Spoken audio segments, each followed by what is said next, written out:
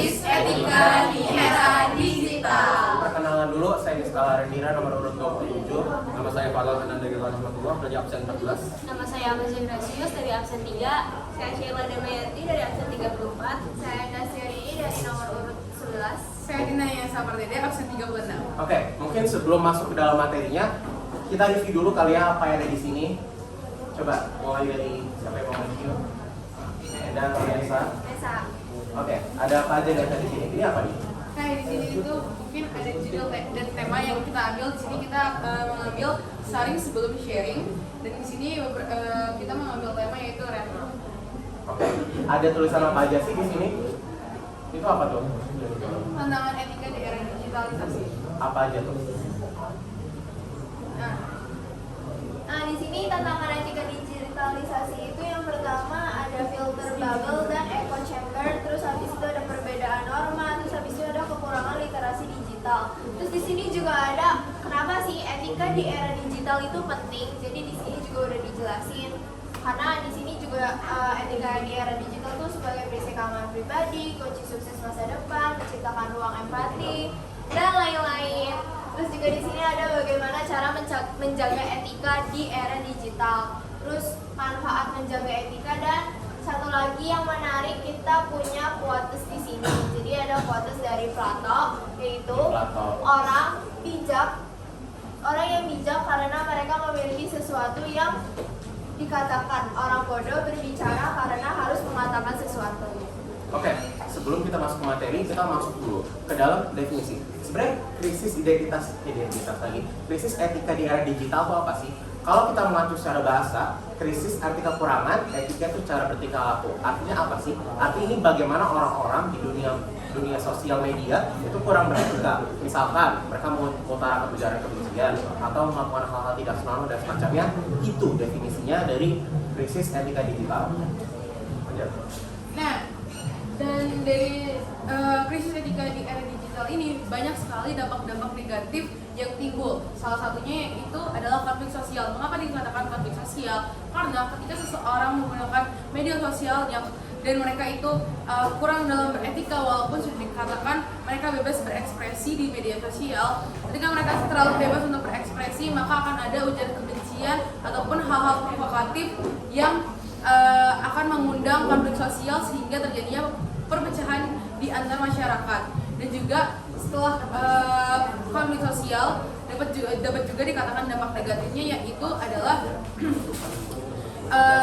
eksploitasi data. Mengapa dapat dikatakan demikian? Karena di dalam krisis etika di era digital ini semua akses itu sangat mudah didapatkan, dan banyak sekali kebobolan untuk pencurian data seseorang sehingga terjadinya penipuan dan juga kasus-kasus hal-hal lainnya yang tidak diinginkan. Sehingga dapat dikatakan ketika seseorang ini menggunakan media sosialnya tanpa etika, maka dapat menimbulkan dampak-dampak negatif yang merugikan masyarakat sekitar. Nah, tadi kan Nesa juga udah jelasin kalau misalnya dampak di krisis etika di era digital ini salah satunya itu orang-orang jadi lebih bebas buat berekspresi. Nah, karena buat lebih bebas buat berekspresi, karakter sama moralnya itu turun, dan ini yang mengakibatkan adanya cyberbullying sama pencemaran nama baik. Kenapa? Karena dari situ orang-orang jadi lebih lebih kayak mereka tuh gampang buat ngeluarin kata-kata hujatan untuk orang yang mereka benci di sosial media, yang akhirnya akan mengganggu kesehatan mental si orang yang dihujat.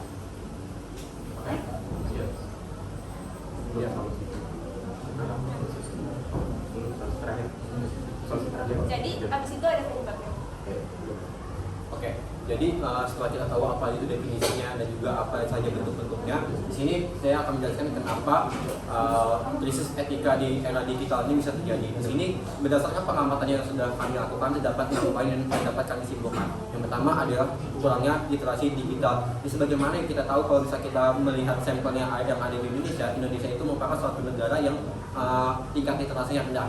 kita perlu paham terlebih dahulu apa itu literasi. Literasi itu adalah kemampuan seseorang untuk bisa memahami dan juga menginterpretasikan apa yang ia dapatkan lewat bacaan, tulisan ataupun lewat media manapun. Dan di sini jadi problematiknya, yaitu ketika masyarakat yang ada di era digital ini mereka memiliki kemampuan literasi yang kurang gitu. Nah, dari literasi yang kurang ini mereka pasti mereka merasakan suatu kehambatan di mana mereka tidak tahu mana yang benar, mana yang salah, yang akhirnya itu akan membuat mereka melakukan suatu hal yang berubah dengan share suatu hal yang hoax, ujaran kebencian dan lain sebagainya.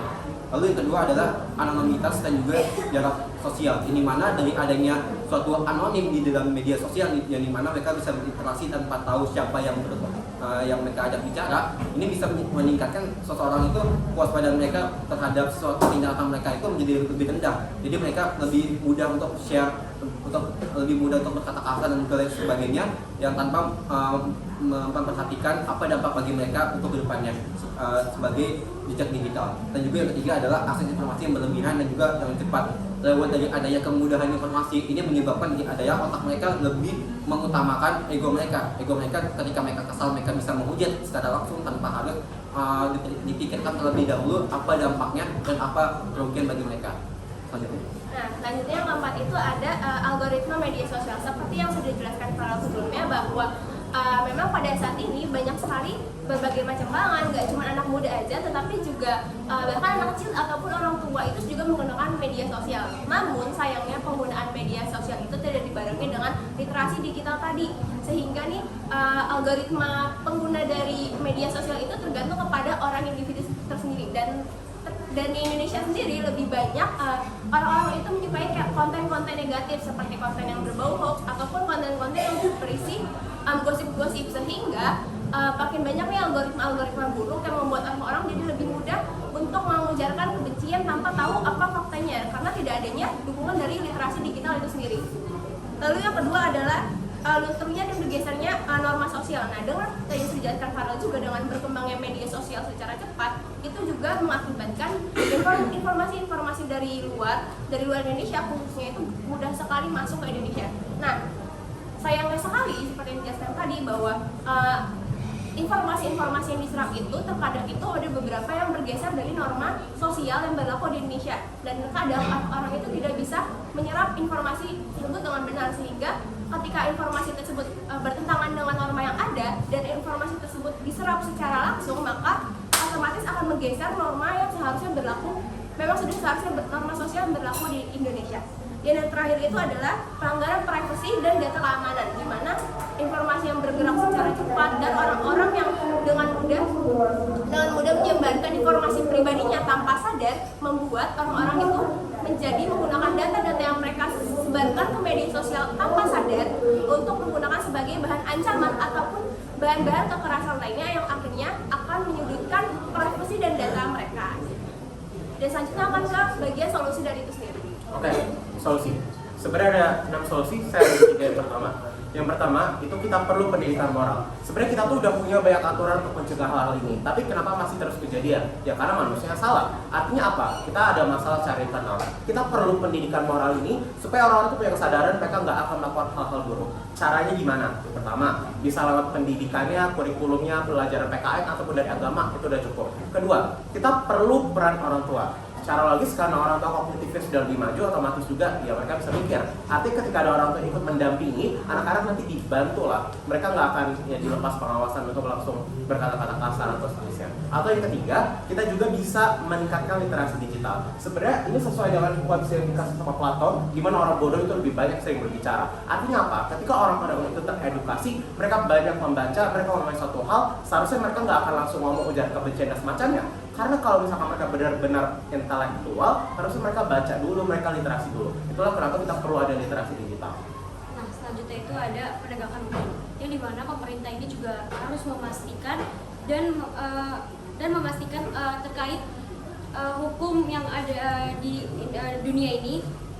Misalnya kayak ada penegakan UU ITE terhadap perilaku kejahatan digital seperti kayak perundingan online dan juga penipuan atau kebocoran data. Dan selanjutnya itu memastikan kepercayaan publik bahwa pelanggaran etika digital ini bakal ditindaklanjuti lebih baik lagi. Nah, jadi intinya itu hukum harus ditegakkan agar orang-orang ini tidak seenaknya untuk melanggar etika digital. Lalu yang selanjutnya ada pengembangan teknologi keamanan. Misalnya pada perusahaan teknologi kayak misalnya ada Meta, Google, X ataupun TikTok. Nah, dari perusahaan teknologi ini juga memiliki tanggung jawab seperti sistem keamanan yang pastinya lebih baik lagi. Terus ada juga fitur privasi yang mampu melindungi data. Nah, jadi intinya itu teknologi ini harus mempunyai sistem yang aman agar pengguna ini tidak dirugikan oleh sistemnya. Lalu selanjutnya ada kolaborasi multisektor yang dimana kolaborasi ini bekerja sama dengan pihak-pihak seperti sekolah, keluarga, platform digital, dan juga komunitas masyarakat. Krisis etika digital. Saling sebelum sharing. Sekian dari Assalamualaikum warahmatullahi wabarakatuh. Kenapa sih Bugi?